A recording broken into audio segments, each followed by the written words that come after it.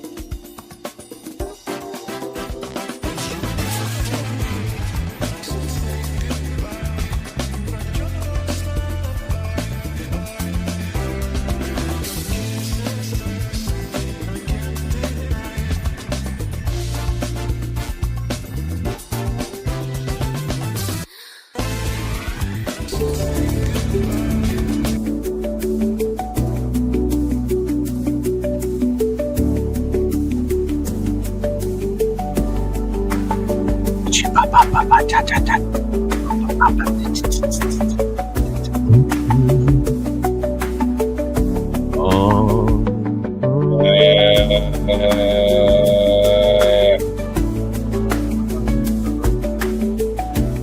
of comments in the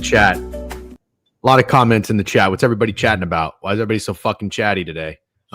Choose breakfast and Sherrone Moore. Let's guess Chewy's breakfast. Did you already see what it is? Yeah, you can guess so. Pop-Tarts would actually be healthy for him. Mozzarella sticks. Pop-Tarts.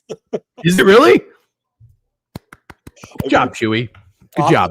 Would actually be healthy for him? Are you insane? Steak for Chewy? No, Pop-Tarts aren't healthy for anybody. Why? Yeah, okay, I understand that, but they're better than when he eats like ice cream and donuts.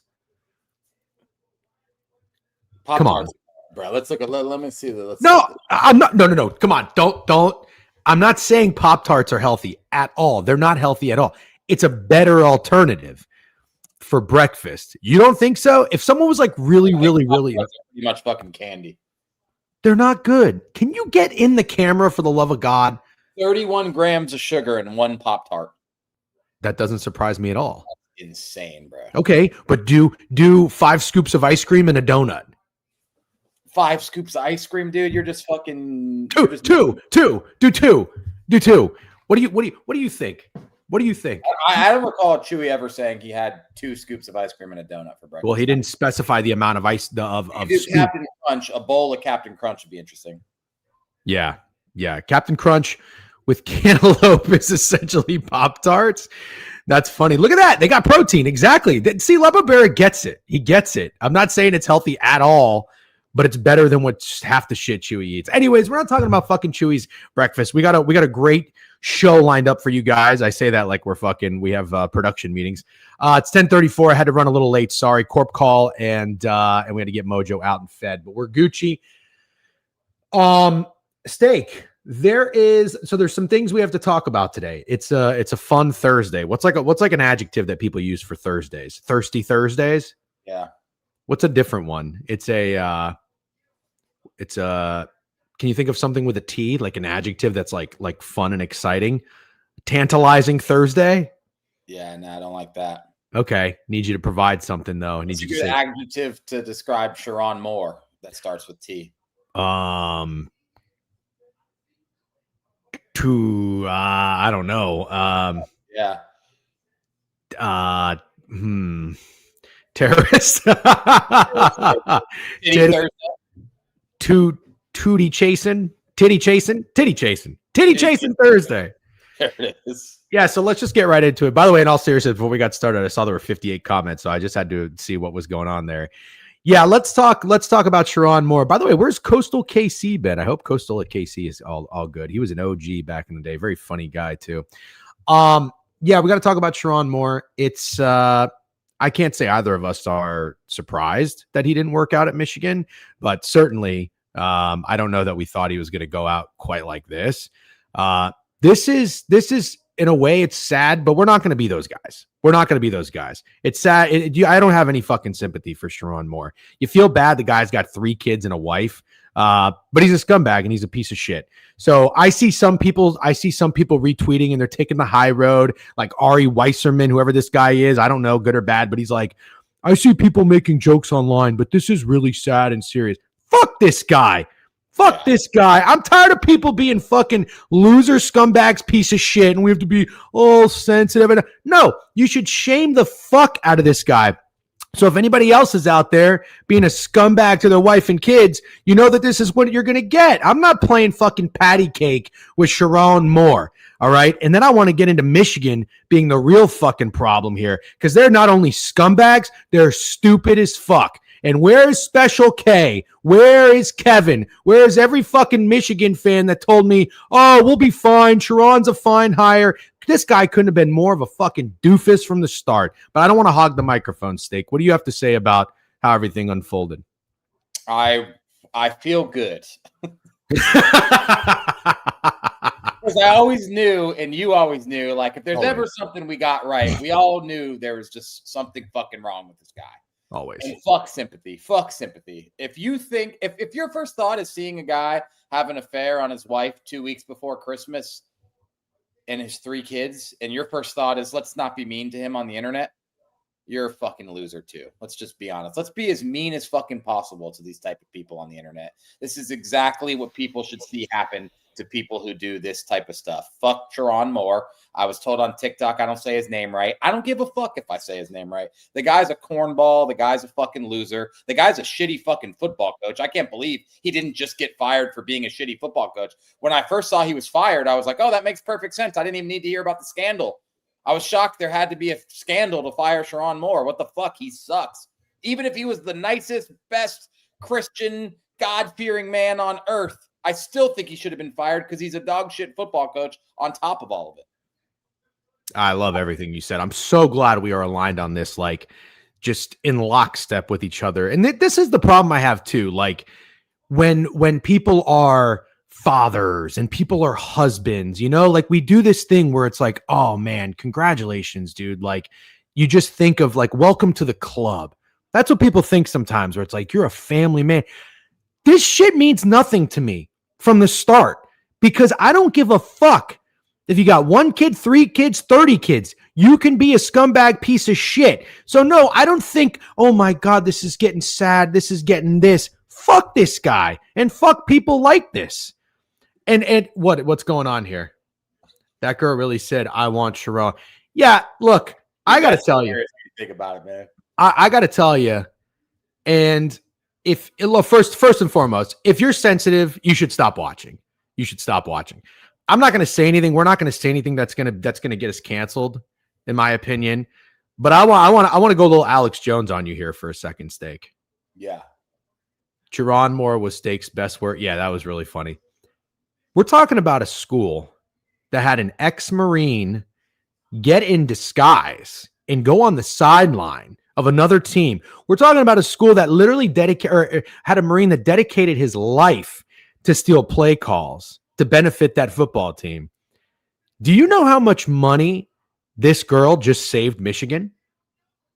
Saved Michigan. They don't have to pay him a buyout. They don't have to pay him anything. I mean, it makes sense, but I didn't realize that. He is fired with cause. And one has to wonder, is this Michigan pulling another masterclass, a covert operation? I tweeted this.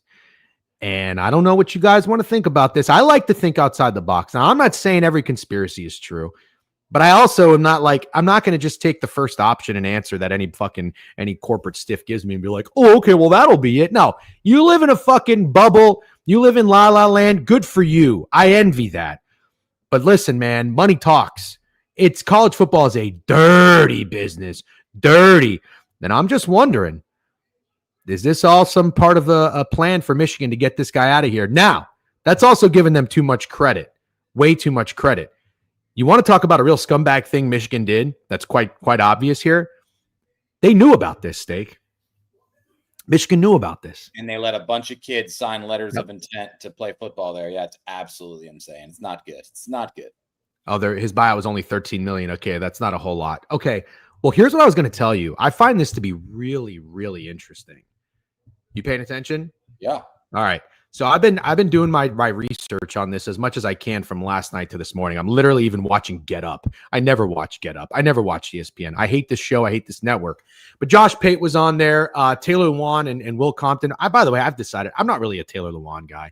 And I think it's hilarious that they're having him give his opinion on all this stuff when I'm pretty sure he did something really scummy too. I'm sure an Ohio State fan can remind me. But anyways, that's not the point. The point is this. You know what everybody keeps saying? And this is crazy. Journalists don't do this. Everybody keeps talking about how there were rumors about this for weeks and even months. We saw tweets. Bro. There's tweets out there that literally say exactly what's happening. Yeah, but hold on. Those tweets don't come from credible sources. They come from like burners or the guy that got retweeted who was the old scholarship player. He knew it. He called this. That tweet has like 13 million views. But you have legitimate, credible journalists like Cover 3, people on ESPN, Adam Schefter. People are saying there was talks, there was rumors that this had happened. That's crazy. Nobody usually even brings up the rumors because that gets slippery slope, because then you got to be careful. You have to really be careful. What do you believe? What do you not believe? And turns out this guy this whole time was doing exactly what all these little, whistleblowers or whatever you want to call them were saying he did. But the one thing I want to get back to real quick is he should have never been in this position. No. And that's something you and I called from the start. Yes, correct. Never seen a guy more unfit for a job in my life, honestly. Never. And that's not an exaggeration. Never. And I'm not saying, again, I'm not taking any blame or criticism away from him or giving the benefit of the doubt by putting some of this on Michigan. But I think one thing you and I are pretty good at is reading people. We're not perfect. I've been wrong before. Like guys my wife's friends have dated or coworkers where I'm just like, I'm not really into this person. Give them a second, third chance. They end up being, nice, normal, good people, or people I like. And then they end up being fucking douchebags. Not 100%. But we always talk about it all the time. We like look at people and you try to just we're not judging, we're not judging like, oh, are they good looking or this? Not necessarily. We're just trying to tell, do they look like good guys or bad guys? Yeah. Sherrone Moore always had that look of a fucking guy that is just fish out of water and probably up to some shit. Yeah. And then just to address like people in the chat saying, they feel sympathetic for the wife. I feel sympathetic for the wife too. I mostly feel sympathetic for the children, but the wife, it's important to remember, sucks for her. This is awful. I'm sure she's heartbroken. She's going to get $1 bajillion. And there's a bunch of people on earth whose parents cheat on them. Whose husbands or wives cheat on them. They get nothing but split custody of their children. Mm-hmm. So I still feel the most sympathy for the children, but the wife's going to get absolutely fucking paid, and I think she's going to be okay. And she doesn't have to be married to Sherrone Moore anymore. That's kind of cool. Yeah. No, and as somebody whose parents went through a pretty ugly divorce, it builds character. I can tell you that, but it sucks. It sucks. And these guys in this day and age with Twitter and social media, I do feel really bad for the kids. Kids, dude, sucks for the kids. Yeah, but being Sherrone Moore's children sounds like a very shitty thing to be, especially I don't know how old they are, but if you're like at the age where you're in elementary school or middle school, I'm sure that's fucking absolutely sucks to be honest. Yeah, feel really bad for the kids. And like from that perspective of people being like, oh, don't ridicule the dad because it makes it harder on the kids. I'm sorry, you can't. You can't use that as an excuse to let a guy off a hook. I am all for public shaming if somebody really, really, really does something shitty. That's La La Land. The people who say stuff like that, oh, don't criticize the dad, because that's La La Land. Your dad did something very criticism worthy and he's going to get criticized and you have to deal with the consequences of your father.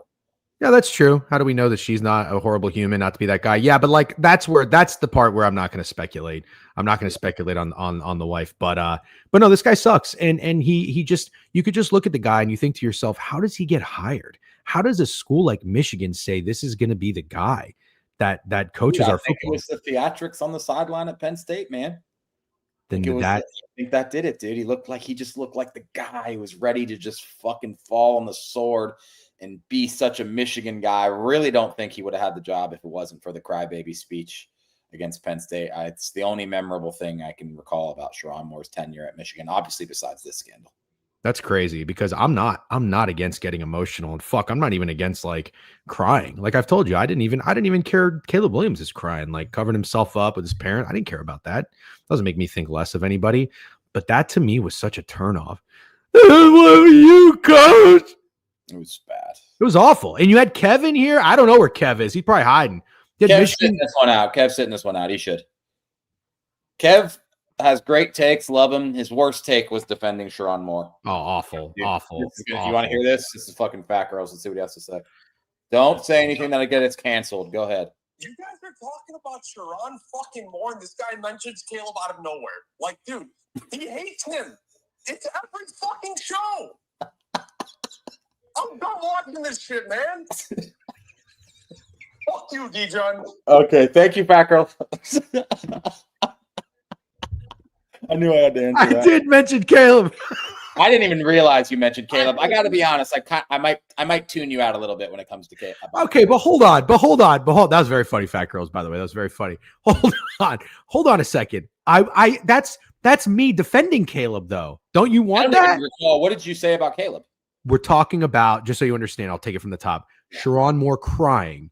When I criticized him for that, like he looked like a goofball, Kev and the Michigan defenders was like, oh, that's emotion. Like, that's passionate. He cares. I'm not anti-crying. And my point was, Steak, I wasn't anti-Caleb crying. Remember, he got criticism for that. Painting his nails and crying. Yeah, crying to his mama. Yeah, he jumped in the stands. I no problem with that. I don't care. But it's also like, there's a lot of context. There's a way you cry. There's also just how you look crying, and like, come on. I mean, the Kyle Rittenhouse thing. We got a lot of weird criers. You know what? And I got to call this guy out too. I like Jack Settleman. I like the Snapback Sports. Do you ever see the video Jack Settleman posted of his Thunder fan friend in the stadium? Been over this. His name's Cone, and we've been over this. It's not great. It's not great. We've already talked about it. It's not great. Love those guys are cool. I play the daily trivia on the app. That video of him crying at the Thunder was really not good.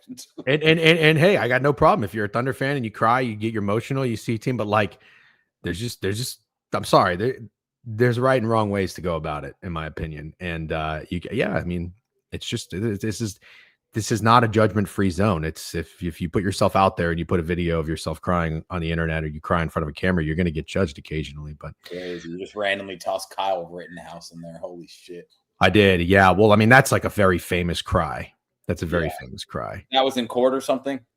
I know what he did. We don't need to get into that, but the crying scene was him in court. Yeah. We're definitely not getting into that. I'm out right now, dude. Yeah. We're definitely not getting into that. What do you tell your wife when Fat Girls comes up on your phone as an incoming call? Literally was a thing, Phils. I think I posted about it, right? Oh no, I told the story on stream. It was literally a thing because I had Apple CarPlay hooked up to the phone, and Fat Girl's text kept popping up, and she was just fucking not even. Yeah, very funny. Wife at all, and she was just side eyeing me like, "What the?" I had no problem with Johnny. I had no problem with any Blue Jays fan crying. I thought that was awesome. He got a new wife. One of the funniest stream stories. Yeah, that was great.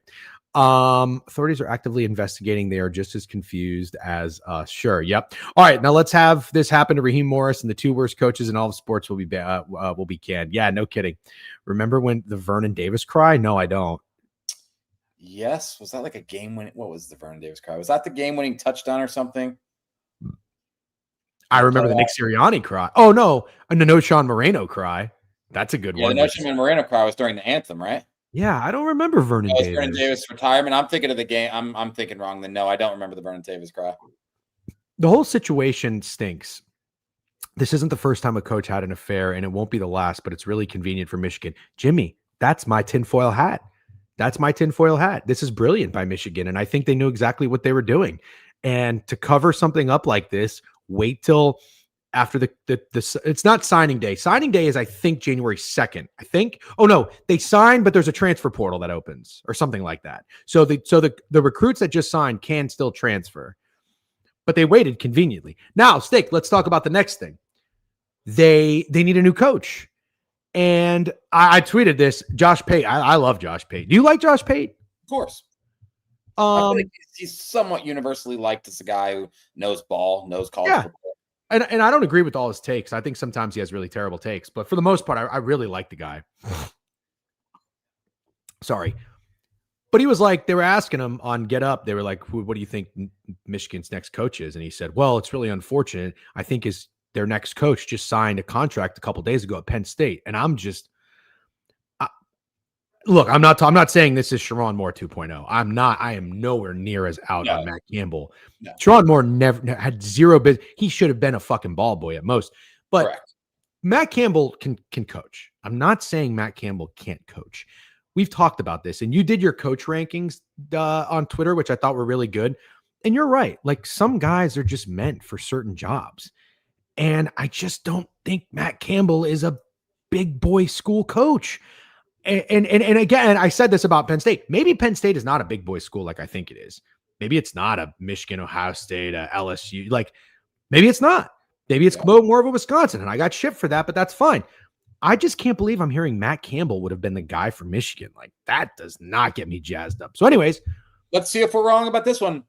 Sure. Unfortunately, this is another take where we're on the 100% exact same side. I feel exactly the same about Matt Campbell. He should not be mentioned in the same breath as Sherrone Moore, but he's more of an Iowa State coach. Like I see him being a gritty coach for a mid-tier, a little slightly above mid-tier. Like people were shitting on me like, oh, Iowa State has no NIL. Bro, they're ranked 40th in NIL. They still have money. They don't have Penn State money, I understand, but they don't have no money like everybody was acting like they have. So yeah, I just think he's a middle of the road coach. I thought he was great at Iowa State, could have been there forever, maybe taken a slight bump up, but do I think he's going to have the success they expect at Penn State or fucking Michigan? Probably never in his life would be my guess. To be fair, I read his Wikipedia and I think I sent you this screenshot. The New York Jets allegedly requested an interview with Matt Campbell like 3 or 4 years ago. Yeah, I think he's well-respected, ATV. I think he's well-respected. He's a respectful dude. I'm sure he doesn't fucking cheat on his wife with fucking staffers. Absolutely. I think Matt Campbell is I think he's a great coach for a school like Iowa State. And I don't think that's demeaning to Iowa State. Like, I'm sorry, Iowa State is not competing for national championships. Michigan is. And I just think a coach that can, no matter what, he'll get you a handful of guys who are good players. Correct me if I'm wrong. Didn't Iowa State have 2 NFL receivers last year? Yeah, both went to the Texans. We know they got or they had Purdy, Breece Hall. Yep. Like, that's great. He's got an eye for talent. He gets a couple dudes that are like, how the fuck this guy end up at Iowa State? You're gonna go 8-4, 9-3. What do you say that? I don't like how did this guy end up at Iowa State? It's not like fucking Eastern Carolina. It's not like the smallest of schools everybody wants to pretend it is. Like the success that fucking Matt Campbell had at Iowa State with the 40th highest NIL isn't that insane. People are acting like they're like a Cinderella story, and they're just not. Like, yeah, they're not Michigan and Penn State, but Iowa State isn't a Cinderella story. It's like one of the best college basketball programs. Like, it's not the school I feel like the people in my comments were acting like it was. It's not as little as people are acting. No, you're right. I'm not trying to make it sound little. I guess more so like you have a quarterback that's made it to the Super Bowl and you have a running back that was like what was Breece Hall? Was he a top 10 pick? I'm not sure. And I don't think he was that high, but okay. Well, I guess what I mean is like when you look at elite NFL players, it's like, holy shit, these guys went to Iowa State. Good snags, So okay, let me talk to Zach real quick because he's our resident Iowa State fan. I understand that fully. And I'm totally fine with admitting that Matt Campbell did a great job at Iowa State. I'm not hating. The part I'm hating on is you guys acting like he didn't have necessary resources. That's the part that bothers me. Yeah. There's always schools that are in the slumps and good coaches come in and get them out and make them relevant. Look at what Dabo did for Clemson. But at the end of the day, a good coach. I'm not a hater like that. No, like, I know. I know. But like Dabo also, when he doesn't have Deshaun Watson or Trevor Lawrence, he's going 6-6. You know what I mean? Like he can be really bad at times too. And he's a guy who kind of fits in your Nick Saban category for your tweet you got a lot of shit for. Dabo fits perfectly in that. Like now that the playing field is a little more evened out and he doesn't have like a leg up like he did, it's tough to see him returning to any sort of prominence at Clemson. Okay, wait, let's get to this. Breece Hall early. Oh, gotcha. Okay, I don't know why I thought he went so high. Appreciate that, Knicks fan. Who would y'all rather them hire at this point? Now, that's a great question. He had necessary resources, but he also is the one who helped raise them status. Totally very fair. Totally fine with that. I don't want to take any credit away from what Matt Campbell's done to Iowa State. Like I think they are year in, year out a team that I respect, and that the coach gets a lot of credit for that. We're Iowa State guys almost every year. Yeah, that's absolutely Matt Campbell at Penn State guy. I'm sorry. No, I'm not either. All right, so if you're Michigan, you're driving into work, you park, you get into Michigan headquarters, you're sitting down at a big conference table, and you're like, all right, what are we doing? Who's our guy? Mm-hmm. I have a thought. Yeah. Do you want to go first? No, I want you to go with your thought. Okay. I think this might be an unpopular opinion. You don't need to force a hire right now. If you can't get somebody you want, have the interim guy for a year. He's hilarious. Well, Sure, he's hilarious, but let's be honest. Hold on, just hear me out for a second. Exactly. People are saying this year is dead. John Harbaugh. No, come on. I'm being realistic here. They will lose recruits, but hold on. Hold on. You just went through 2 years of Sherrone Moore. Okay. It was rad. Rad. It was bad. Yeah. It was not good. Rad. The opposite of rad. I can't believe they were, honestly. What were they this year? 9-3. Is that the record? The top, and there's a top of the Big Ten, and there's a bottom of the Big Ten, and there's no middle. Like they're a bad 9-3 team. Yes, they are. And they were a bad team last year, and they beat Ohio State, which is miraculous. But that's all you have to hang your hat on. Just stabilize for a second. Just stabilize. You were plummeting. You were on the down slope. I know you were 9-3. Let's be honest. Your expectations where they were and where they were met, not good. Bryce Underwood wasn't great. You weren't scoring points. Your defense kind of sucked. You got ragdolled by Ohio State.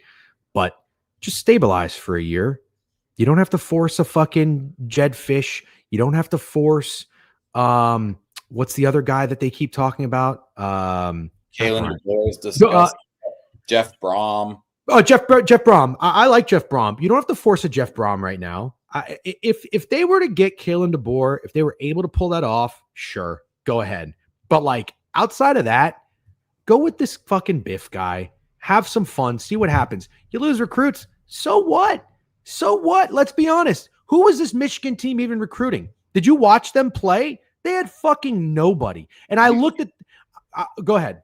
You're off here. And it's because you're talking about the school that literally just did everything they could in their power to cover up the scandal till after signing day. And now you think they're going to be like, okay, let's just roll with fucking Biff Poggy or whatever the fuck this guy's name is. He looks like a fucking like movie character or whatever. He looks like fucking what's the guy from Bugs Bunny? You know what I'm talking about? No. He looks like a fucking cartoon character, but that's besides the point. You think now they're just going to say, okay, after we did everything we can to cover up a horrible scammer, Elmer Fudd, thank you. Exactly what I was thinking of. Now they're going to say, oh, yeah, let's just fucking, this season's a wash, even though we gave this fucking guy Bryce Underwood $1 bajillion. It's not going to happen. And I don't think it's sexy, but I think there is a no-brainer hire, and I think it's Jed Fish. He's the no-brainer hire. He can do what's needed. He's way better of a coach than Sherrone Moore. You can say whatever you want about him. He's got Michigan ties. He's high on everybody's list. I heard him mentioned for every coaching job this year. He's not sexy, and I'm sure Michigan fans won't like it, but I think that's the hire. I just think that's kind of settling. I think that's settling. I think you're settling for Jed Fish, personally. And if you want to settle because you want to take the best option available, okay. I don't think that's dumb to think, Fat Gross. Why? I mean, Bryce Underwood has to talk about leaving, right? But hold on a second. This is the all big offense. You guys probably can't see this. Justice Haynes was third all Big Ten running back. Third team all Big Ten. Jordan Marshall was third all team Big Ten. They have one offensive lineman that's third all team Big Ten. They have a tight end that's third all team Big Ten. And then they have all these guys who are honorable mentions. That's who Michigan has on their team to be proud of. So you're telling me, and everybody keeps saying, oh, we're the youngest team in the Big Ten.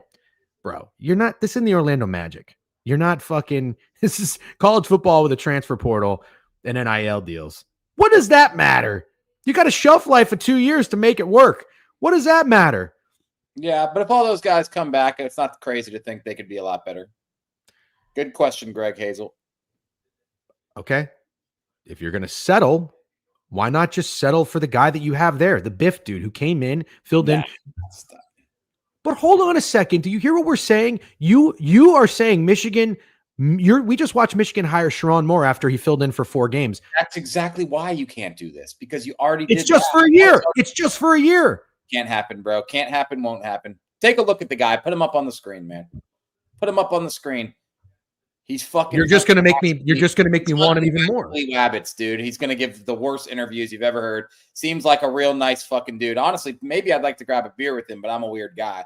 But put this guy up on the screen and tell me you see him giving a fucking interview before the Ohio State game. Seriously, tell yourself that. We're literally coming off of Sherrone Moore, dude. How can it get any worse? And you're telling me this guy can't do it. You're making my point. No, I'm You not. cannot come off Sherrone Moore and do this. It's even more of a reason not to do it. It's not less of a reason. It's more of a reason not to do this. I could not disagree. Sherrone Moore to Biff Poggi could be the brother. That's a football guy. That's a fucking. Oh, no, DJ. He's not a football guy. He's a behind the scenes football guy. He is not your head coach kind of guy. He is not give your interviews. He is not lead your team. He is a behind the scenes kind of guy. That is not a football guy. It's not. You're saying this to me like I'm telling you this is your long-term solution. It's not. This is your buffer. This is your buffer. Absolutely not. Okay. Absolutely not. So hold on. I want to try to explain this another way. Michigan just blew up their ship. Mm-hmm. They blew up their ship. Well, Sherrone Moore blew up Michigan's ship. Right? Yeah, but Michigan's still kind of responsible for this. They could have kept it hidden and they chose not to. They've been hiding it for months. How much longer could they keep it hidden? You said it yourself. It was fucking leaking out at the seams. Okay. Michigan and Sherrone Moore blows up their ship. You want to rebuild a ship in days. That's what you want to do. What's going to happen is, you know what this reminds me of? I know exactly what this reminds me of. This is like when New York City needed to replace the L train signal system. And to do that, Steak, listen to me. What I'm saying is going to make sense. They had to shut down the train for a year. So people were going to have to take buses. They were going to have to take alternate routes. This is to get you in and out of Manhattan and Brooklyn in 3 minutes. And at the last second, they said, nope, we can't do that. We're going to basically do a patchwork to replace this system, but it's going to last 20 years instead of 80 years. So in 20 years, we're going to have to revisit this again. If you're Michigan, what I'm saying is basically shut the train down for a year and do a better job getting a guy instead of forcing Jed Fish.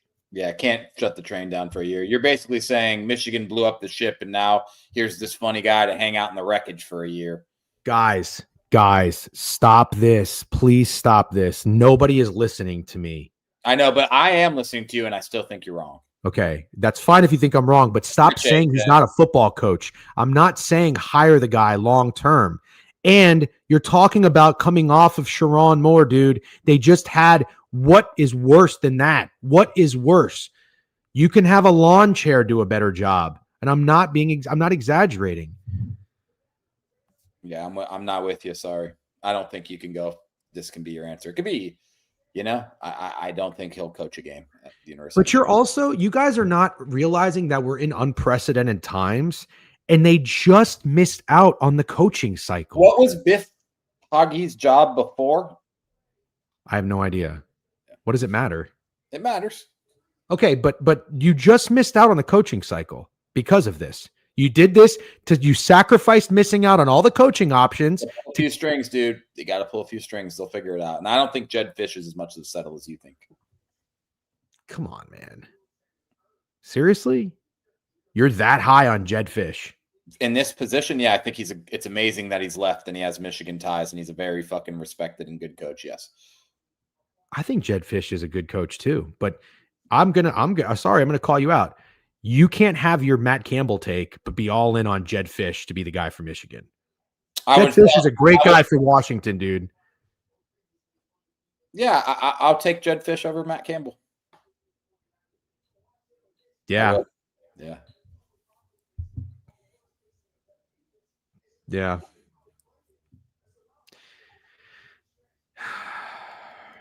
He was an analyst guy for Michigan. Okay. Well, I'll tell you what.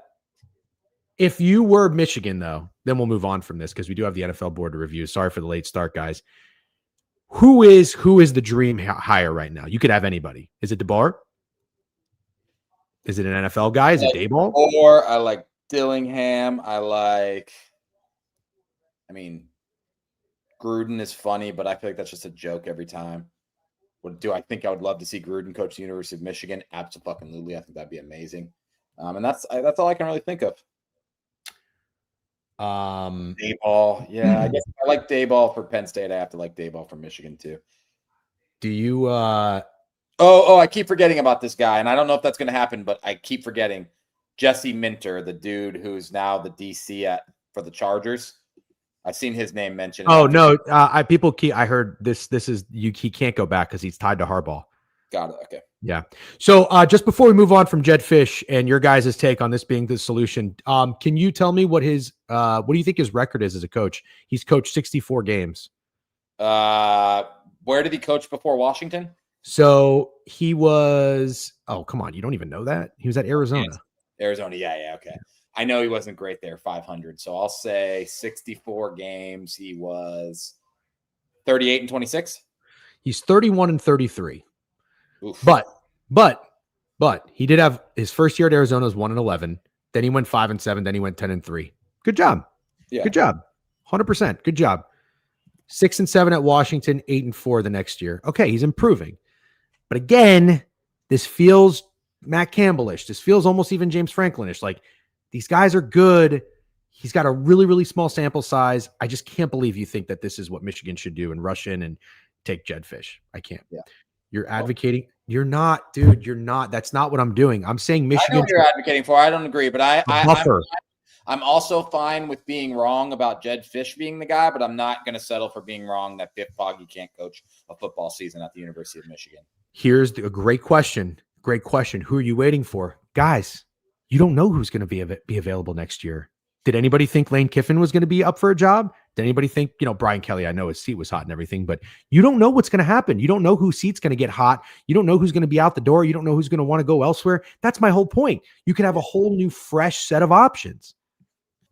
Sounds way more exciting. And I'm not advocating for Biff Poggi to be a fucking head coach. I'm advocating to stabilize for a year with a buffer. It could be literally anybody, Snacks. So stop saying that. It couldn't literally be anybody, and it can't be Biff Poggi, and that's my take. How is Nerfy Chad not fucking sub? Nerfy Chad, I have seen you on the surgical stream. If I'm not mistaken, you're this guy who's usually dressed like you are employed and working. You have a collared shirt on. Sometimes it's tucked in. Sometimes you even wear a blazer. A lot of people's bosses. Yeah. There is no fucking way you could be the guy bitching about ads. So I'm saying this because I want what's best for you. Okay. Remember that. Only critical of people we actually care about and like. If I don't care about you, you're going in timeout. You got to be better than this. You can't be wearing Cole Haans. You can't be wearing belts and tucked in shirts and blazers and bitch about ads on Twitch. You can't do that. Thank you. Nerfy Chad is sub now. That's what I fucking thought. See? And that's coaching. Next time you want Steak to fucking tell you he's going to be a better coach than me, these motherfuckers aren't even going to know what time practice is. Oh, God, there's going to be such a talent gap. It literally won't even matter.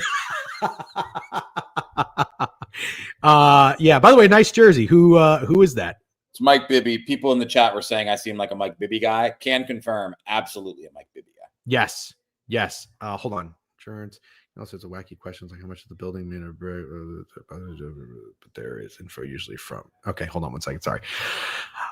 He was listening to a Target ad right now. Steak will be an infinitely better coach. Snacks is all over your dick today for some reason. That's okay. He's been on my dick before too. Sometimes he goes back and forth. You know what? You're like the side piece, and I'm Sherrone Moore's wife. Then he's Sherrone Moore. Ooh, be nice. Fuck that motherfucker. Fuck that motherfucker. Funny, dude. That's actually dumbass, fucking loser ass motherfucker. I can't believe Michigan's got to be from the top of the fucking brass. One of the most dumbass fucking schools I've ever seen in my life. Who in the world thought that guy could coach a football team? Idiots. Anyways, we got some real shit to talk about. Enough of that loser fuck. Should we talk about the NFL board? You need to hurry, man. 11-11. Everybody make a wish. I wish that the Bucks win tonight. Okay. Are you? Oh shit! Yeah, it's Falcons money. Can I do it over? No. Come on. Hold on. Is it still 11-11? All right. Hold on. Wait.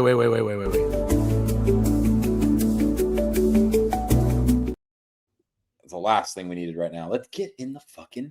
All right. I just did my wish. I want to talk about the Bucks or the Falcons. We're doing that on the Degenerate Hour. Yeah, I know. I was asking you, are you good for the DGen hour tonight? I'm good for the DGen hour. All right. I have news for you guys. Steak, I might need to stream this game. Yeah. Live stream it. Be a good time. Yeah. I would say go out and watch. I can't leave my fucking dog though, but we're gonna Yeah, let's do that. YouTube.com at Pickett Sports. Guys, do us a favor. Go to the YouTube Pickett Sports YouTube channel. We'll be on there tonight at 7 o'clock. He called me the fucking side piece. He called himself Sherrone Moore's wife. I said I'm Sherrone Moore's wife. Yeah. Loyal day one supporter, and he's yeah, no, what you're doing is Sherrone Moore. You're going back and forth. Sometimes you love me, sometimes you love steak. Fucking get into the board. He called me Sherrone Moore. I just said the way you're bouncing around was like Sherrone Moore. You're not actually Sherrone Moore.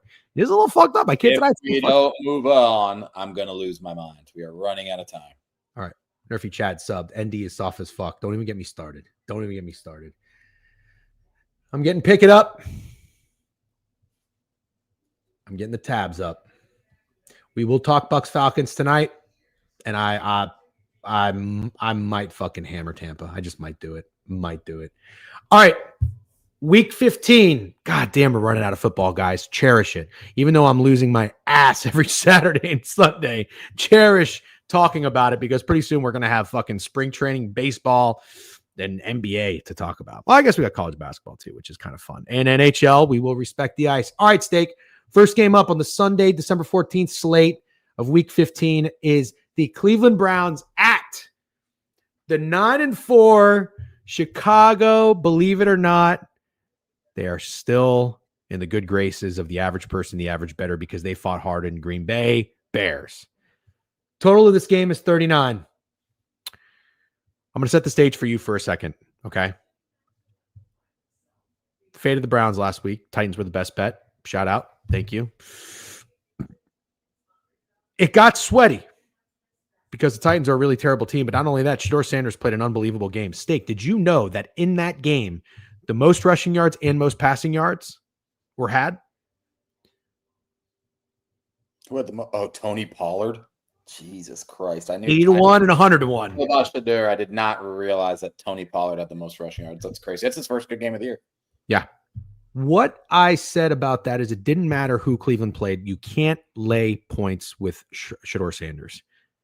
Now they're an 8-point dog.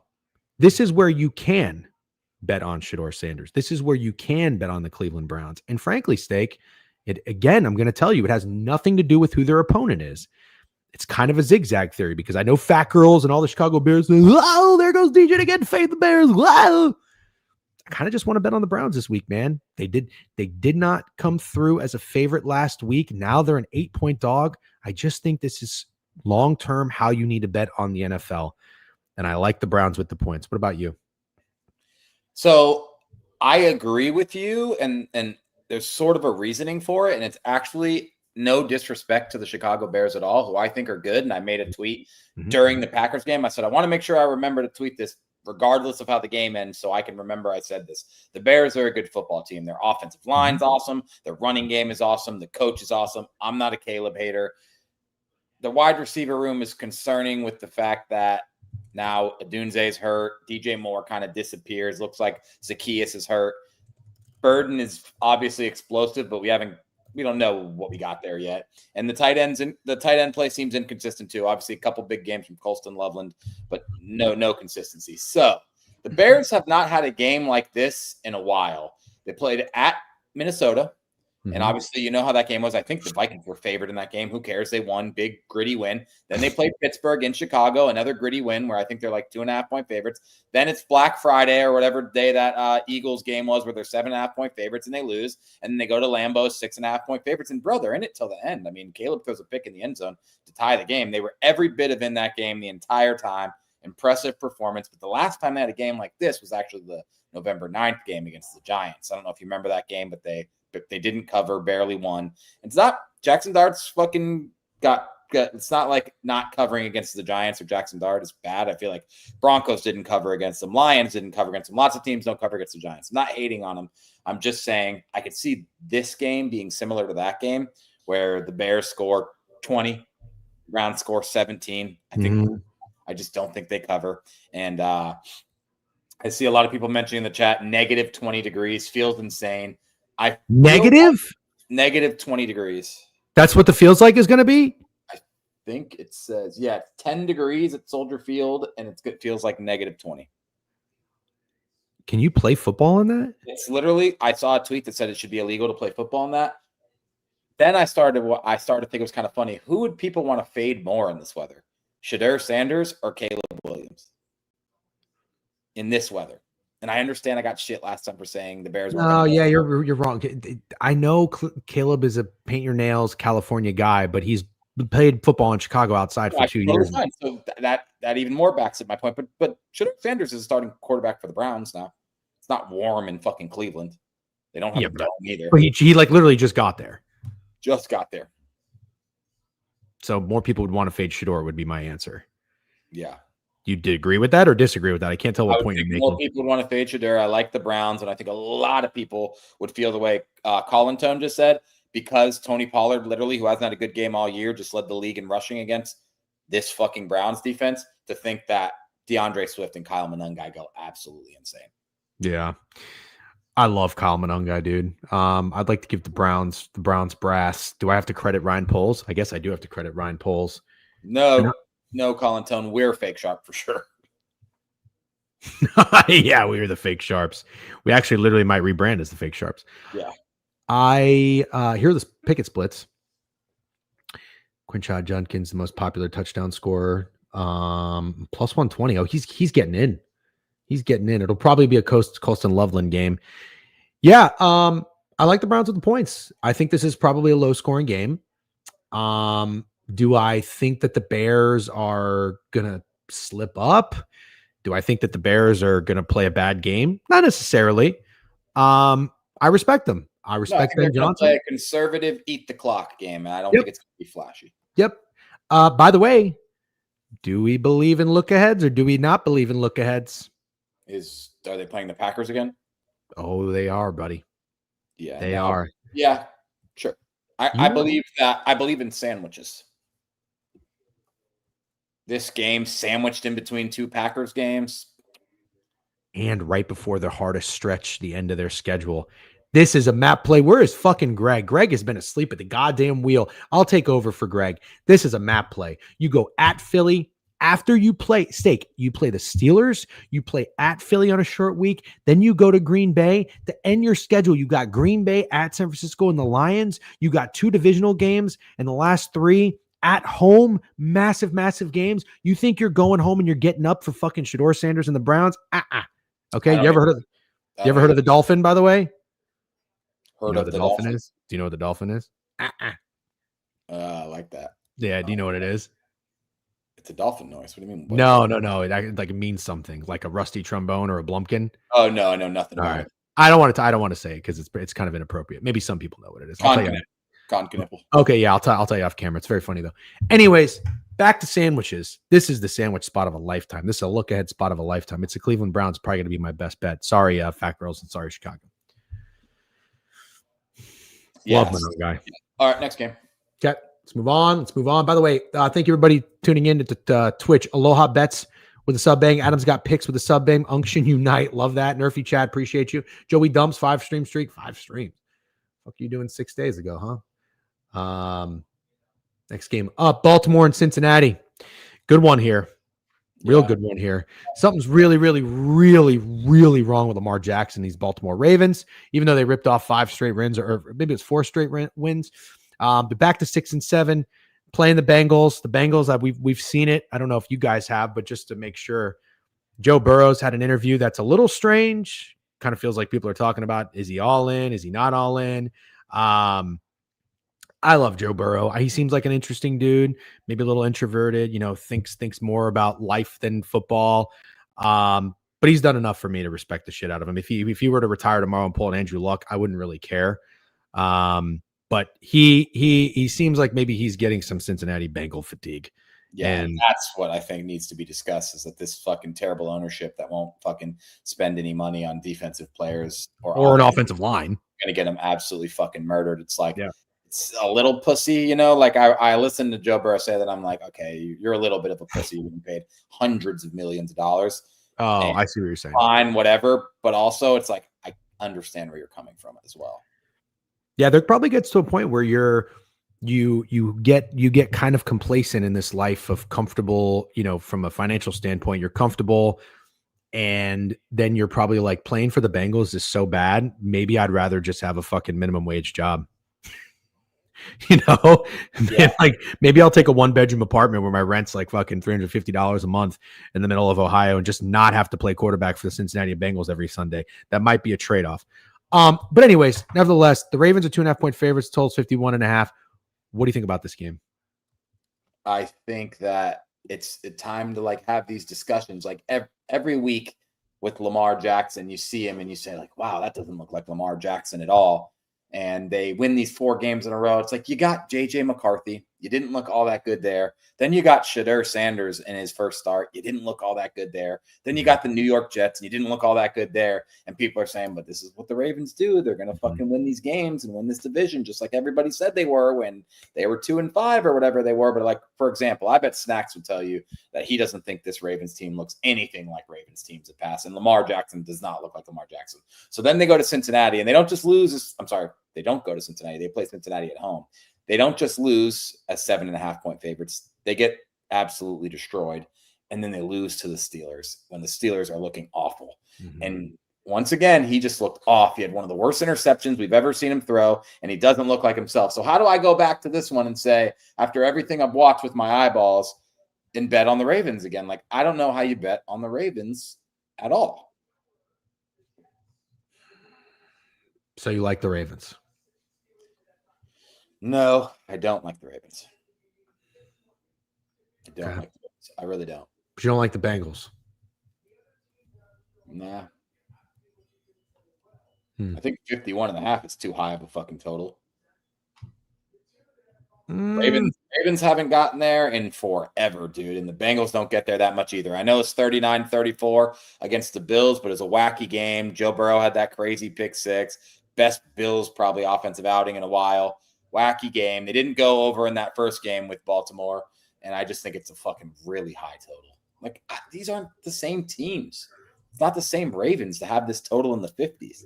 I'm going to disagree with you. The last time they played, it was 52.5. It was 32-14, 48, and they almost got there without any contribution from the Ravens. I think the total is fine. However, I have no issue with. So now you think it's normal? It would only go down 1 point, 9-degree weather outside in Cincinnati? I don't think so. Yeah, because they didn't play in 80-degree weather last time they met. It was cold. But it wasn't. Was it that cold in Baltimore? I didn't really remember the weather being a factor in this game. This game is 9 degrees. Dude, is it that cold this weekend? Because I got to fly back to fucking New York on Saturday. That cold in Cincinnati. Well, now I got to check the weather in New York. No, it's not. It's high of 39. Wow. Nice. That sounds lovely compared to Cincinnati. Yeah, it does. All right. How about this? If you're somebody who wants to back the Ravens, then you're betting on an offensive outbreak, and that's it. You need that. So if you back the Ravens, it's the over. It's the Ravens team total over. That's the only way this is happening for the Ravens. They're not winning enough against the Bengals like they were against the Jets, Vikings, or Browns. It's not happening. Okay. All right.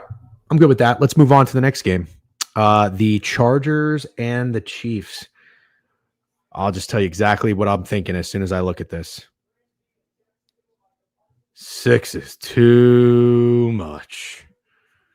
Way too much for the Kansas City Chiefs to be laying almost against anybody. When you were just 3.5-point favorites at home against the Texans, you only scored 10 points. You have a terrible, one of Mahomes' worst games. Now, granted, the Texans have probably the best defense in the NFL, so kudos to them. The Chargers don't, but the Chargers aren't fucking nobody's. This is a respectable team, at least, given that they're 9-4 and they're coming off a big win at home against the Eagles. But Steak, how many times are we going to keep doing this? How many times are we going to say, "Oh, the Chiefs will look like the Chiefs" because they're 6-7? And I don't want to. There's times in at this moment in the present of how I am as a gambler where I'm still trying to figure things out because everything's changing and I haven't evolved and adapted correctly. Certainly because I'm not winning. But there was a time where you'd look at a number and you would say, "This is too many points. It's too many points for a reason. The dog is going to be trendy. The dog is going to be public. I'm going to fade that. Maybe the sharp side is the favorite, and that would win." But now it's like we keep doing that sometimes. There's still spots where it comes through. Don't get me wrong. I'm not saying abandoning it completely, but you've got to pick your spots. You have to be more selective. You can't just go blindly and bet like that anymore. In my opinion, I feel like I would sack up and take the Chiefs here -6.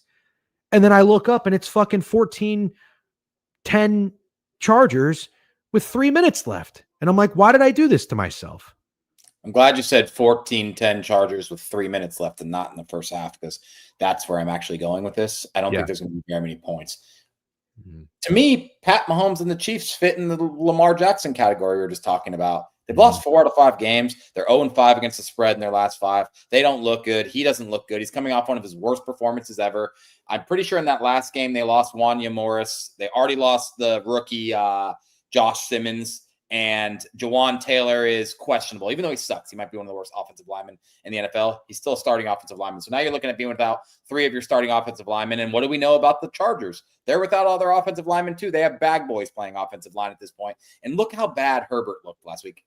Let me finish before anyone tries to shut on me. He completed under 50% of his passes. Mm-hmm. And his best pass was a 60-yard dump off to Kamani Vidal. 10 carries for 66 yards, a lot of grit. That probably won them the game. He deserves a lot of credit for that. But watch Justin Herbert in the pocket trying to throw the ball against the Philadelphia Eagles, who are a good defense, don't get me wrong. And you see that the Chargers are not very good offensively without their guys on their offensive line, and neither are the fucking Chiefs. So why can't I square up and take under 40 and 41.5? Why can't I do that? These teams can't move the ball. Respectable defenses, divisional opponents, I like the fucking under a lot. I'm with you. I like it a lot too.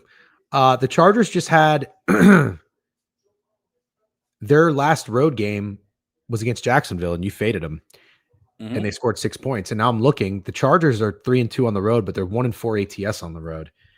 And we're still talking about a Chiefs team that's 5-2 at home, and you got to beat the Chargers by a touchdown. Short week, if you believe in that type of stuff. Short week. And also, you said it. If you watch Justin Herbert, 10 carries for 66 yards, he had to fight for every single yard. And he was his fucking elbow was bleeding at the end of the game. He's got the broken hand. The Eagles were punching at it. I'm starting to think going outside in the cold on the road to Arrowhead after what he just did against the Eagles is probably one of the worst spots imaginable for this Chargers offense. And he's questionable to play, dude. And so is Ladd McConkey. And do you remember the end of the game? He refused the interview. Yeah, well, he wanted to. Yeah. He's might be worth a fade this week for sure. Yeah. All right. I think you're right. I think the Chargers might have to be a candidate for the lowest scoring team. Dicker was the entire offense. Yeah. Shout out Dicker, the kicker. That guy is unbelievable. I think he's like 121 for 128 or something. Unbelievable. Yeah, move up my fucking big board. That's for sure. Brandon Aubrey 1, Landon or Dicker 2 for kickers. Is that how it goes? Can't think of anybody else off the top of my head. Yeah. Okay. By the way, thanks Zanman for saying like and subscribe on the YouTube. If you guys can do that, that'd be great. Walmart Joker with a new follow. Shout out Oscar Ramirez, by the way. This guy always on Twitter showing love and engaging. We really appreciate that. You give the stream a like or a retweet. Shout out Kobe, Brock always too. Rockets.eth. You guys are awesome. Thanks a lot. Cam Little, that's the guy. Cam Little is good on the Jags for sure. I think he. Oh yeah. Yeah. All right. Next game, and then let me take a quick piss break after we do this one, and we'll power through the rest of the board. But here we go. Oscar's the GOAT. Yep. Washington, the Commanders are on the road against the Giants. 47 is the total. Commanders are free falling. We already know they made a weird decision to start Jaden Daniels last game. I don't really know what's going on here, Steak. So I'm going to need your help or the chat's help. Is Jackson Dart playing? Is Marcus Mariota playing? This feels like okay. 47 feels really high. Yeah. That feels like a high total. Yeah, it does. Nicer weather in New York, like you mentioned, than you'd expect for this time of year. Oh, Daniels projected. God, they're going to trot Daniels out there. I really thought that wasn't true. Is that 100% Colin Ton? I don't. If they trot this fucking guy out here again, that would be absolutely insane. Dart or Safford for first week of fantasy playoffs? Dart projected for more. Yeah. By the way, I got in my fantasy playoffs at 5-9 because a wild card is most points. I had the most points scored, but I had the most points against. Yeah. But the Daniels is out. That's what I thought. That's the only way to do fantasy football anymore is have 6th place go to points. Yeah, I kind of like that. So I'm in by the skin of my teeth. We'll see if I can make a run. All right. Anyways, nobody cares about my fucking fantasy football team. Let's So I guess, I mean, if I would go over in this game. That's what I would do. I would go over. Do you know what this game has ramifications for, or why it has meaning? Are you asking me that question because you know the answer? Yes. I believe that's called rhetorical. Yeah. It has meaning because the loser would get a higher draft pick. Yeah, well, the loser would probably go into having the best odds for the number 1 pick, or tied with the Jets. So the Jets have 3 wins or 2 wins, or the Raiders. No, the Titans have the worst. The Titans and the Raiders have the worst record. They have 2 wins. These teams would be tied at 3-11. Yeah. Anyways, it has first pick ramifications, and I thought that was interesting because I feel like the Commanders are going to win this game. That's what I feel like, and I think a lot of people are going to get cute. I would not be betting Jackson Dart as a favorite. It's not the spot I like him in. I do see what you're saying about points. Like, even though these teams have been scoring, I think 47.5. I do lean the over, but I really think if it's Marcus Mariota, it's the Commanders, and it's for no reason at all. Okay. But this season has been a nightmare for the Commanders. It's like everyone kind of already said they got lucky last year to make it to the NFC Championship game. They played like some of the worst sets of quarterbacks we've ever seen, and then they signed Deebo Samuel, who everyone says, and it's fine. I guess he was decent, but like Terry McLaurin gets paid and then doesn't play all year, and there's just so much wrong with this Commanders team. I don't know that I've seen a worse fall off after a fucking NFC Championship game, but I do see them being the team who also can't tank properly. I like it. I like your thought on that. And it's not like a huge upset at calling the Commanders for 2.5, but it does feel like betting the Commanders to win a football game feels like a ballsy thing to do for how bad. Kind of, when you think like, okay, Jackson Dart still has stuff to play for. Winning football games is meaningful for Jackson Dart, but like this shit doesn't matter when you're Marcus Mariota at all. Mariota did well versus good Broncos D. Tough spot last week, but they show they can play hard. Yeah, that's true. Thank you for your NBA reads last night. Stay cashed all 3 in the night. We love that. Love that. He's not good, but thank you for asking. He's going to do as well as he can, but thank you. I got to keep an eye on him here and there, but he's doing fine now. He's sleeping like a baby. All right. Can I take a quick piss break and then we'll finish? Seconds, put a little thing on. It might be a little bit more than 30, but we have a packed house in here. There's 50 on YouTube. There's 130 on Twitch. There's probably more on Twitter plus in here on a Thursday morning, 11:34 Eastern Standard. Thank you guys as always for rocking and rolling with us. We will, what's good at DC Bets, Budman. Yep. You guys have a nice conversation with each other. We'll be right back.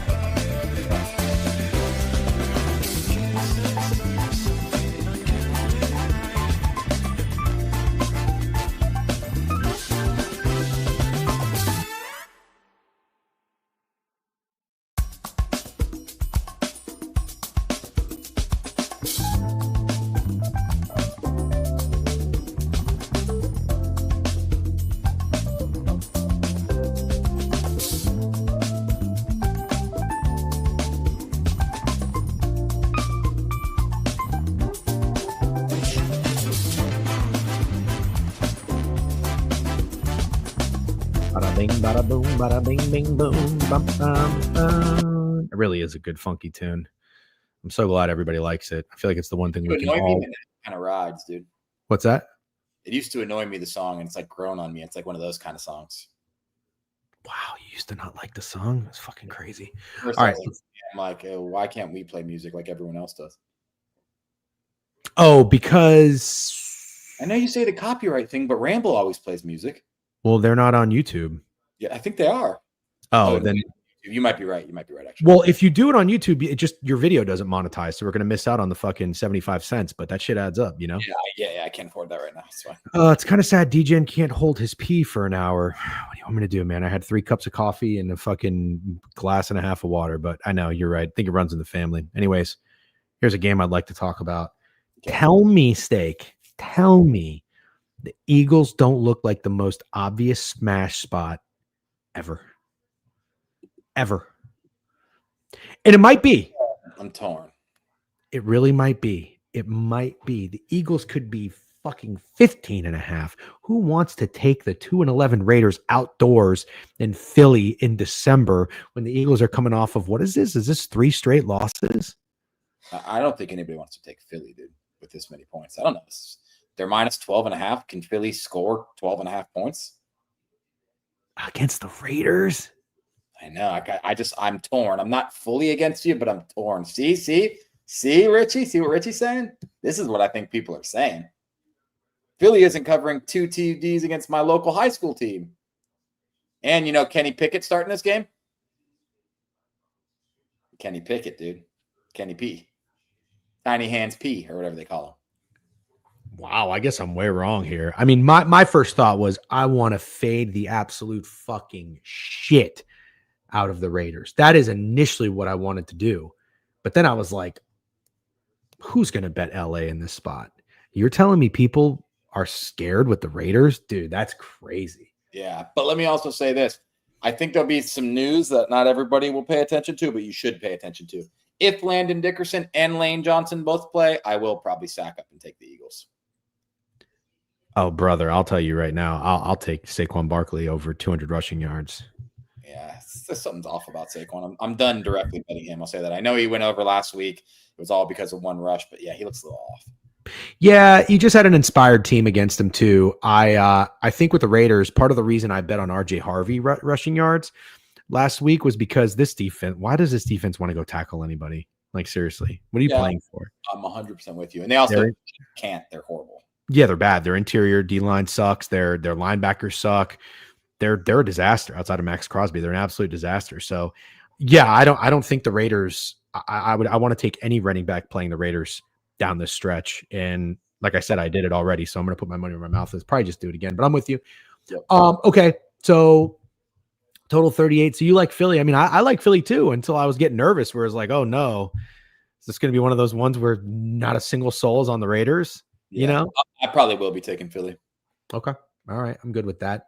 So I'm down to buy the good news too, which we don't often do. Jags are 13 against the Jets. My, oh me, oh my. Talk about a number that I can't lay with a team. There is no fucking way I can lay 13 with Jacksonville, dude. I don't care if Brady Cook's fucking sister is playing quarterback. Well, there ain't no way. Yeah. The Jags are alive. Probably one of the most underrated defenses in the NFL, to be honest. And they're playing their best football. They had a little rough stretch in the middle, but they were playing good to start the year. Then they had a rough stretch in the middle. Of that 36-point outburst by the Texans and Davis Mills was just absolutely disgusting. If you didn't have that, the Jags would be the hottest team in the NFL. They still might be. And I think that this is one of those ones where you do have to lay the points, unfortunately, because that guy can't play quarterback in the NFL. He cannot play quarterback in the NFL. He's not going to be good out there, and they're not going to score 10 points. Let me pull up. I would take Jags defense to score. I literally think that's happening. I want to check out the Profit X lines for some of these games too. I want to jump and see if there's any discrepancies here, which I kind of like. By the way, if you guys sign up, fucking bingo. If you sign up for Profit X, use Stakes promo code STAKE. Get 20% deposit match. 13.5 is what you got here, but it's minus 111. Okay. You think this is Brosmer, huh? Okay. That's fine. I think Jags could cover. I think the game could go under, and I think the Jets could not score any points, just like that Seahawks game. This is like Wisconsin football, basically. They big favorite, old school Wisconsin football, you know. They're minus 28.5 and the total's 35. Yeah. Sorry if you hear noise. My 1-year-old dog is trying to fight my 12-year-old dog. And that's okay. That's okay. I keep forgetting you have a puppy. Yeah. He's not really a puppy anymore, but he's still kind of an asshole. Yeah. That's kind of that stage they get to when they get out of the puppy stage. They're kind of an asshole stage. And then they get chill. All right. Houston 9.5 against Arizona. I don't like the favorite here. I don't like the favorite here. The Cardinals are an interesting team, but they're still always a team where when I see them on the road getting points, I want them. You know, and I don't know who is Marvin Harrison Jr. coming back. Is Is DeMarcado playing? I don't even really know what's going on with their health situation, but I just like the Cardinals as road dogs. I'm pretty confident Marvin Harrison Jr. is not playing. Who gives a fuck about Amari DeMarcado? Only you. Bam Knight. I do like Bam Knight. Probably Bam Knight again, of course. But another team who's just absolutely piping hot. D'Amico Ryans was just on Pardon My Take. I don't know if you got to listen to that yet. And I don't know if you remember that the Texans are Big Cat's pinky team. So if they win the Super Bowl, he has to cut off his finger. Good interview by D'Amico Ryans. Not my favorite guy, but Cardinals are funny because they kept it close in those games against the Jags and the Bucks, but got absolutely belted by the Seahawks, Niners, and Rams. Mm-hmm. And I kind of agree with what you're saying. Like, I don't think the Texans are going to go nuclear offensively on this Cardinals team. I think they could keep it close. Jacoby Brissett's been slinging it. The connection he has with Michael Wilson is one of the most absurd things I've ever seen. How Michael Wilson can look that good with Jacoby Brissett and look so fucking basic with Kyler Murray. It's kind of crazy, but like when Jacoby Brissett and Michael Wilson are playing and Marvin Harrison Jr. isn't, Michael Wilson looks like one of the best receivers in the NFL. But also it's trailing game script and they're throwing the whole game. So it is what it is. Sure. Right. I would not hate a Cardinals look here at all. Yeah. I had a friend tell me that he won his fantasy matchup because he started Michael Wilson. I was like, what are you talking about? He saved me in the Ramble League. I have him in the Ramble League. He's probably the only reason I'm where I am. That's amazing. Okay. All right. Let's get on that. Let's get to the last game of the 1 o'clock slate. Probably the game of the day. Bills, Patriots. Yeah.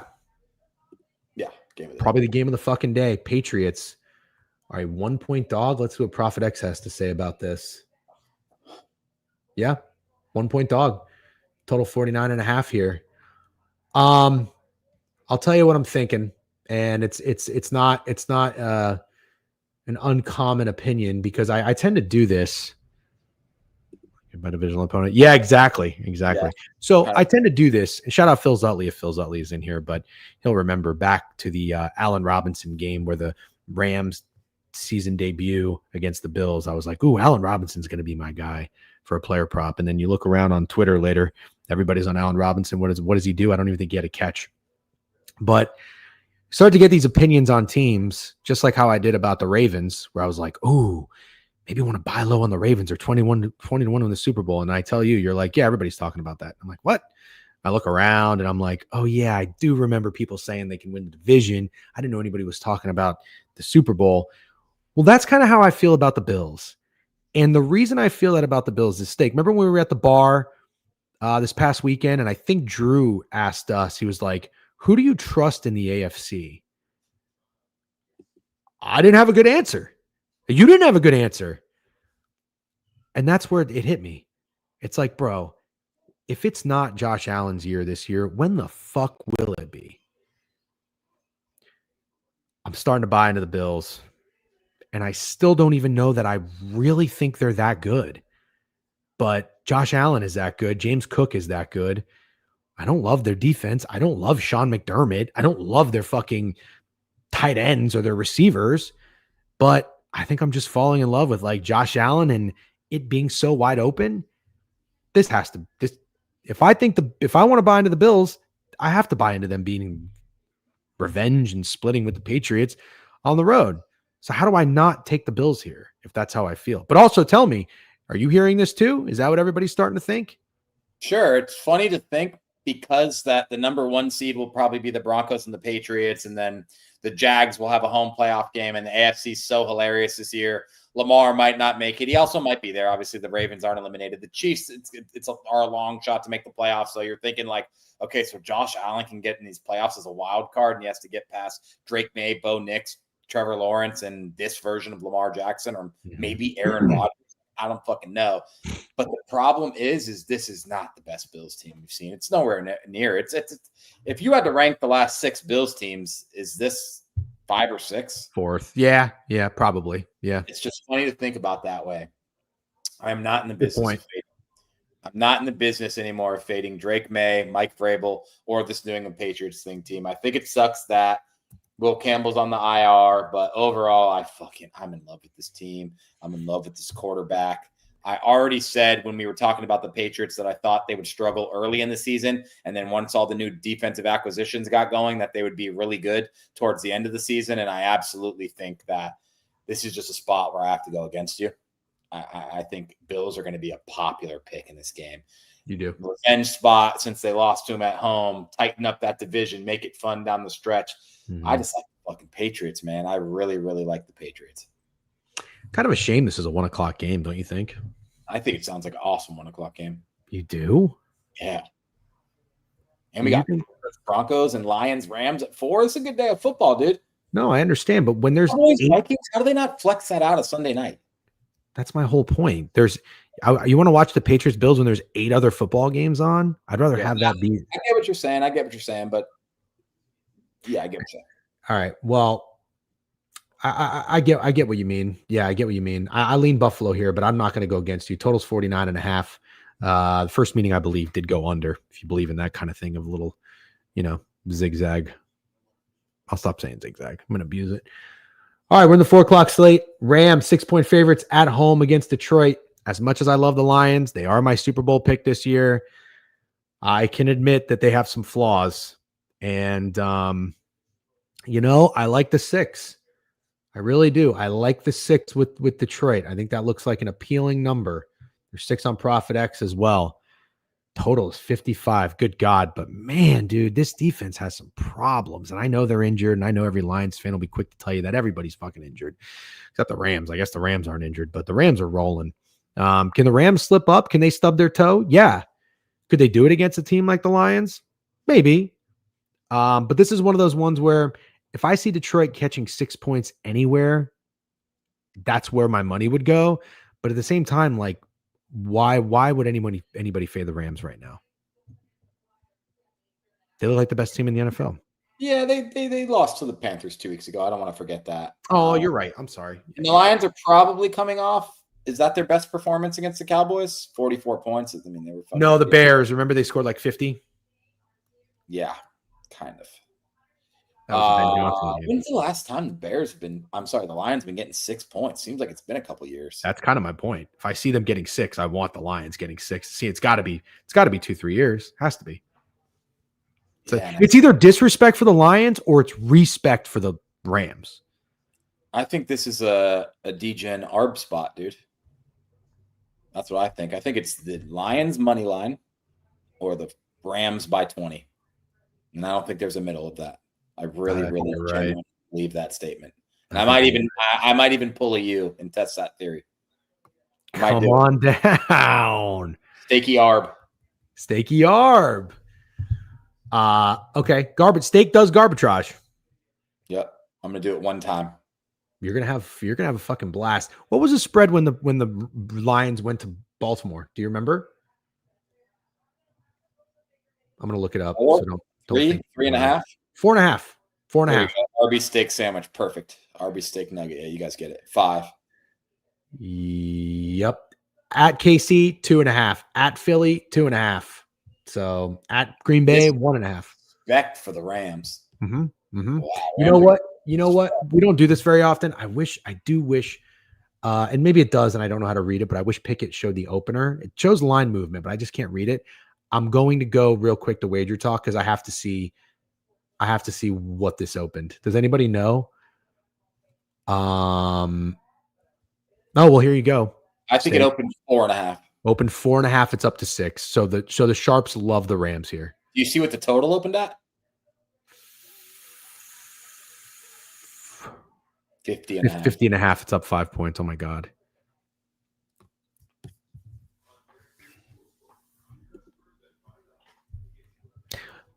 Starting to think it's the Lions money line. Part of me thinks that too. I'm not joking. I'm actually going to do that. What I said. You should. All right, let's keep moving. 11:51. By the way, are you going to Owner's Box today? Yeah, I am. All right, we'll rage it. Panthers 2.5 point favorites on the road against the Saints. We'll pick up the tempo and pace for these last 10 minutes. Shuck is coming off his best game of his career. How can you buy that? Oh man, I don't know. 40.5 feels kind of too low for the way these offenses have been playing. I don't hate that look. 59 scored in the game against the Rams. Obviously a stinker for the Panthers against the Niners, but then 57 in the Falcons game, 44 for the Saints against the Bucks. But no, the Saints have a low-scoring games as I look. Yeah. It was 17-7 last time these teams played, too. I can't get anywhere because I don't think anybody's taking the Saints to win back-to-back games against divisional opponents. I really don't. I almost feel like the Panthers feel a little obvious. Okay. Really? Wow. Yeah. Okay. It feels a little short, too. When you put it that way, you're right. Yeah, I don't like buying Tyler Shook high because you got people on podcasts and radio talking about, oh, Saints found their guy. Saints found their guy. I'm not saying he's not the guy. I think he has potential to be a good quarterback. And he played as good as you could play it in those circumstances. Bucks were pathetic too. I'm not trying to add salt. Pathetic. Fucking pathetic. Pathetic. Yeah, it's gonna be fun, man. They're gonna want to play spoiler for sure. And I'm gonna be a big Saints fan. But when you put it that way, who thinks the Saints? I don't like the Saints anymore as a short home favorite. I don't mind them as a home dog because remember they were 1.5, 2 against the Falcons. That's when they'll blow it. They did beat the Giants as a short home favorite, no doubt about that. But that was also kind of fading the Giants off a high. All right, let's keep moving. We've got the Niners 12.5 at home against the Titans. I mean, this feels like a fucking smash spot from the gods. Yeah, you could roll through this one pretty quick. I don't have a strong opinion. If you want to take the Niners off the Titans coming off a win, I guess go ahead. In Cleveland. Cleveland. Yeah, pretty basic. Both teams are coming off games in Cleveland. I got nothing. I absolutely have nothing here. Fair point. Yeah, fair point. More so not buying Sanders, I'm buying the Browns, but I understand what you're saying. I'm just taking them as an underdog, but I get what you're saying. I'm only buying Shedeur Sanders being the best quarterback on this current Browns roster, and that's the most I'm prepared to say about him this year. Yeah. Well, he was more so saying buying Shedeur high. Well, I get what he was saying. Okay. Green Bay, what a great game. Here we go. Good NFL this weekend, man. Green Bay 2-point favorites on the road against Denver. This is going to be a tough spot for Green Bay, but I kind of like them. Denver's on a roll, and I don't know that I like fading teams that are on rolls, but Jordan Love is in his fucking bag. Here's what we're going to do. Yeah, they have been home dogs. They were home dogs against the Chiefs. They won outright. But that's it. They are not home dogs very often. But you know what? Wow, they've had a really weak home schedule. Raiders, Titans, Bengals, Giants, Cowboys. This is like a immovable object against the unstoppable force. I think when you get Jordan Love and the Packers offense playing the way they are, and a Broncos team that's just finding ways to win, feels like there's no reason to bet it. That's what I think. I'll take the Broncos. I actually think that the Packers will be square as shit with the way they've been playing, and nobody believes in the Broncos, including us. And I'll take the Broncos here, dude. I absolutely like the Broncos. Yeah, 5 afternoon games with 2 of them being high stakes. Yeah, this is the NFL schedule we need. Yeah, and one of the other ones, fucking Phillip Rivers. That's going to be awesome too. True. Yeah, like 3 4 o'clock games and 9 1 o'clock is so stupid. Is the under square 43? I wouldn't say so. Yeah, I wouldn't say so either. I feel like it's right at that number where you're going to get similar action on both sides. People don't believe in the Patriots and Broncos. Both lose or 1-1. Yeah. I'm going to be taking both, I think. So we'll see how that works out for everyone, including the Broncos fans who listen to me all year. Seahawks 13.5 against the Colts. I like the Colts. Yeah, I don't give a fuck. Let me just take Phillip Rivers plus 13.5 and see what happens. Yeah, that's kind of my mind. How do you want to cap this game? You want me to give you legitimate cap on this game where a 45-year-old's starting quarterback? I'll take fucking Phillip Rivers plus 13.5 for the vibes and just see how it fucking goes. I mean, do I sound like an idiot if I just say like taking Phillip Rivers in his first game back as a 44-year-old sounds fucking awesome? Like it sounds awesome. Yeah, I just said for the vibes. It sounds like a good time. Yeah, sounds like a great time. If you're fading Phillip Rivers this weekend, you're kind of a piece of shit. Like why? You at least hate old people. You're like racist against old people. What is that called? Ageism or is ageism? Yeah, ageism. You hate old people, and I'm not. You're not ageist. I'm not ageist. Oh yeah, we're the unks. We're the unks. We If it's Riley Leonard, I'll pass. I will pass if it's Riley Leonard wait. Why would it not be Rivers? because they're saying it still might be Leonard. Oh, yeah. This is not an ageist podcast. We're old people in a young person space. We are the Philip Rivers of sports betting Twitter, and if you're fading Philip Rivers right now, fuck you. I would argue we're more like the Joe Flacco, if I'm being fair, because we never left and came back. We've been here. Yeah, that's a good way to put it. We are the Joe Flaccos of the space. Yep. Victor and Twitter. This is how you get people who never comment in Twitter to start fading. Tell them Victor comments. He does? Mm-hmm. Oh. One time I posted too much Profit X stuff for his liking, and he commented, might as well just start a dub club. And jokes on him because I already have a dub club. No, I meant comment in the stream. He comments in the stream too. What was his last stream He's comment? not new here. I don't know. You think I remember his exact last comment? That's a fucking crazy question. What was his last comment? His last comment was probably his first comment. This guy literally, I remember names and faces. Actually, I don't remember names. He comments. Lowercase V Victor, huh? I'm on to you. Oh my God, is Skip Bayless's profile picture? Mega troll. All right, let's keep moving. Last game of the night. Dallas and your Vikings. Not Minnesota this week.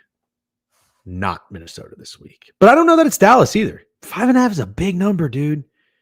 Big number. I don't like that number for Dallas, but I don't like the spot for Minnesota. Unless you think Minnesota found a little swag at 5-1. You think they're playing for pride to be a 500 team? That would be good for morale, for JJ McCarthy, the biggest joke on the internet. Hey, how can we undo the damage we have done by putting so much pressure on this young kid's shoulders and starting him when he's nowhere near ready? How can we undo that? How about we win some games for him to end the year? How about we beat the piss out of the Commanders and we go to Dallas and we suck the soul out of the Dallas Cowboys fans who's starting to watch their quarterback and their team and their offense play well? How about we do that? If I'm Kevin O'Connell, that's what I'm saying. We're soul suckers. That's what we are. All right. The Dallas Cowboys soul, we're going to go in there like fucking Lisa Ann. That's the kind of speech I'm giving if I'm Kevin O'Connell this week. And that's how you get back in the good graces of NFL fans. But I don't know that I want to buy JJ McCarthy too high off a 31-point performance. I do like this defense, though. This defense is going to give Dak fits.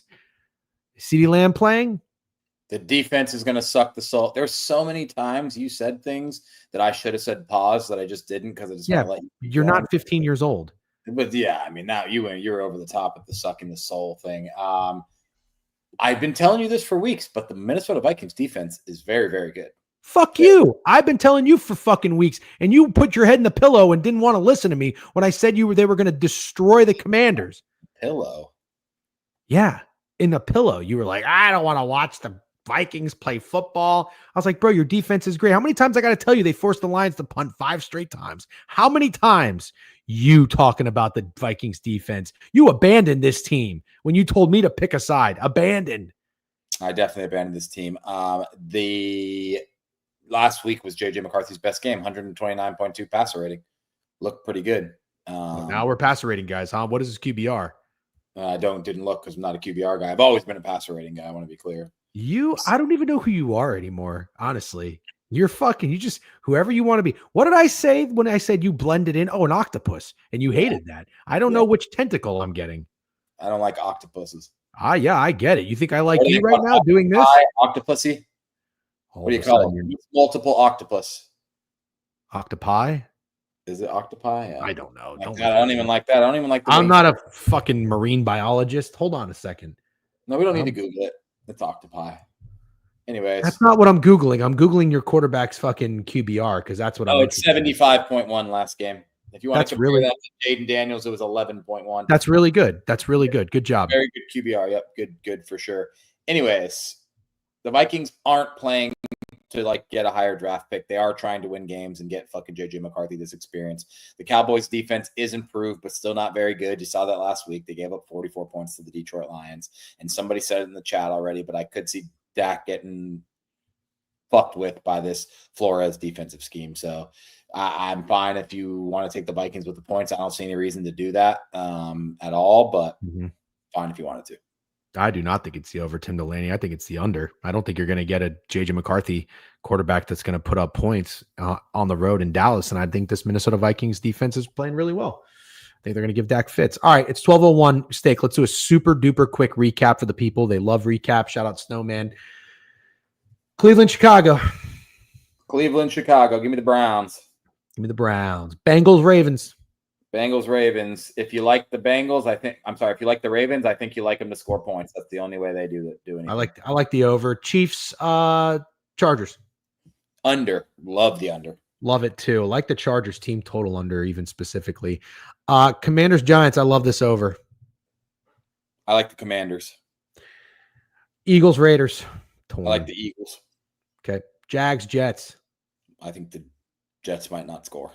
Okay. Texans, Cardinals. I think we're pretty together on the Cardinals here. Okay. Patriots, Bills. Patriots for me, Bills for you. That'll be our showdown bet. Okay. Let's make it an old school showdown graphic. Sure. Lions, Rams. Arb. Okay. Saints, Panthers. Pass, but lean Saints. Yeah, I got no read in that. Niners, Titans. Pass, but lean Niners. Broncos, Packers. Broncos. I got no read on that one. Colts, Seahawks. We're taking Phillip Rivers. I'll gladly bet Phillip Rivers if he plays. Ravens, Vikings. I like the under. Cowboys, Vikings. You like the under? Sorry. No, I got nothing. Okay. Makes me like the over even more. Yeah, okay, smartass. Have fun with that. I'm only the one that's been telling you the Vikings defense is dominant the last few weeks and they were going to kill the Commanders, and then Steak was an octopusy and tried to steal my fucking vibe. Hey, good job today. Everybody liked this stream. W stream. Appreciate the kind words. Good stream, guys. Thanks for doing this. Best of luck, Prez of Dog. Appreciate that. You as well. Octopi, octopuses, octopus. I can't even read that. Acceptable plural forms. Very funny. Thank you. All right, guys. Steak, you're heading over to Owner's Box. We'll raid you right now. See ya. All right, guys. Hey, thank you very much. No, you're welcome very much. Don't forget, it's you guys are saying thank you. This is your message to us. I'm gonna raid Owner's Box Sports right now. Join that raid, and hey, we will see you tonight for the Degenerate Hour, 7 p.m. Please don't forget. That's right. Please don't forget. Join the raid, and you guys have a great, and I mean fucking great Thursday. We'll see you tonight, 7 o'clock. There's the raid, motherfuckers. Join it. And we'll check you guys later. Peace.